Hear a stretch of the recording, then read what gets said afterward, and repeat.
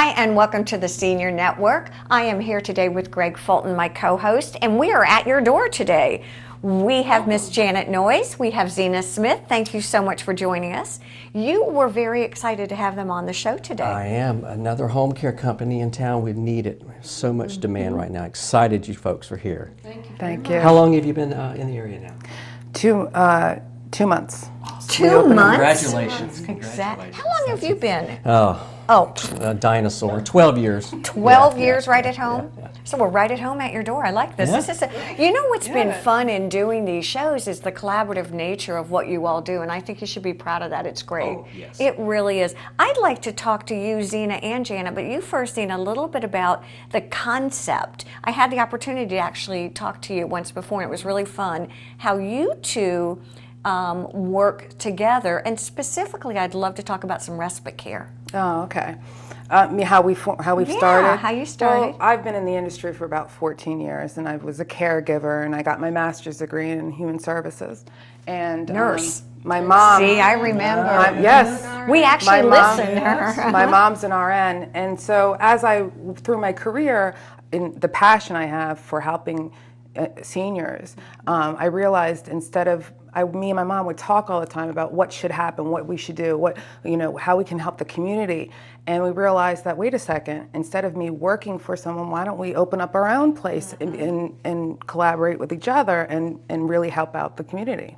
Just like you said, Greg, talk to me a little bit about the need, if you will, because it seems as though 5 years ago, I didn't really know what respite care was. Yeah, that's actually, a lot of people ask me that still. They really have a hard time with, like I said, well, we also do respite care. And people are like, what's respite care? And down here, and I've noticed a lot through when I was a caregiver, when I was supervising, I've noticed a lot where there's a lot of people that are 40s to 60s taking care of their family, and they're exhausted. They have so much stuff that they have their own lives to live, but they want to make sure their parents stay at home.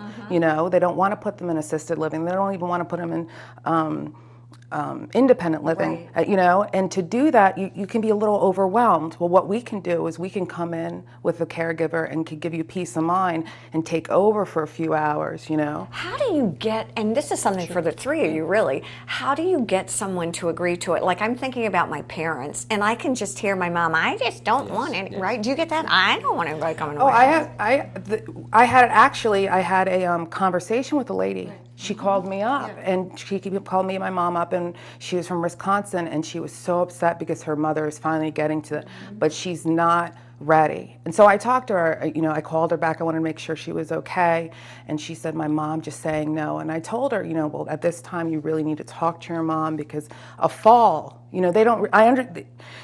Safety. The thing is that they're not understanding is that, they want their independence, and that makes so much sense, but we can give you that independence because if you fall or something happens, you can end up right into assisted living. You don't want that, We want to help you so you still can have the assistance, but... Well, and back to what Zena said, it's that sandwich generation. That's what we're talking about, where you're talking about the respite care. I mean, you have folks my age in their 50s trying to take care of 50s? still... 50s. I'm just saying. Children, okay, thank you. Editorial children and, and their parents at the same time. And it's the fatigue and the wear and tear on just your physical body doing that. And that's where respite care, like you mentioned, can come in way before full services are needed. Can I ask you all questions? Are there differences in home health care, if that's what it's really called, where it's medical interventions versus what I consider respite? Home health is, Wilma, you want to explain? Well, home health is when you have skilled nurses, that type of thing. And that's sort of your area that you... No, we are home care. Okay, so we don't have, this is good. This is different. It's different. Home health is like, well, you can explain this. Home health is like Medicare can get involved. Okay. Oh, this is so good. Home care, it's very confusing to people because they're like, do you take Medicare? Home care does not take Medicare. It should, but it doesn't. Right. So, but you can go. They don't take counseling either. They should. They should, but that's another show. And right? also, you can use both too. Yeah, at the same time. At the same time. Okay. So, all right. I'm yeah, putting it and together. I'll tell you what it is, Okay. and I'll try to make it short and sweet here. Home health is when 65, Medicare will typically pay for home health to come in And if there's a need, they're homebound, they'll come in and pay for that. The problem is as we know, is they get in and it's task-driven, it's physical therapy, occupational therapy, something like that. But as they mentioned, there's a lot of activities of daily living that we all have to get around and do things. That's where home care comes in. Okay. And so we work with home health at the same, typically in the home at the exact same time. Yeah. Okay, not to blow you off for 1 second, but. But you did, okay. But I did. Okay.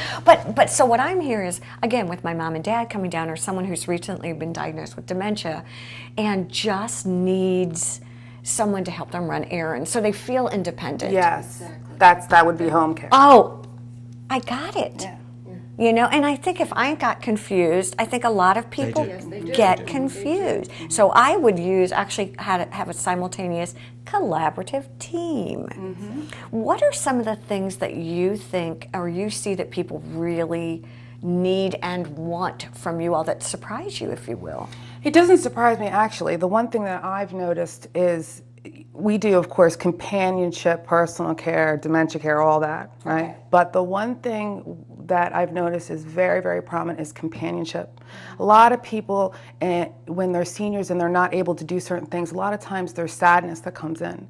They don't, you know, and they need someone to talk to. They need to talk about how they feel or just their memories or whatever goes on, you know. There's a loneliness that can come in. And companionship, even though it sounds like, oh, I've heard people go, oh, it's just companionship. There's a lot to it, you know, because you really have to get involved with that. You really have a bond between you and the So it is developing client. a relationship from the two of you. How often do you suggest that people have you in? Do you kind of make assessments and then say, you know, it'd be really great if... I think we do an initial evaluation and we determine what they need and what they want. You know, it's kind of sometimes what they need is not what they want, so you have to kind of work the two together. And also it changes. I mean, so you have to reevaluate it. Do you talk to the caregiver as well as... Oh, that is extremely important, to match that caregiver with the client or it's not going to work. No.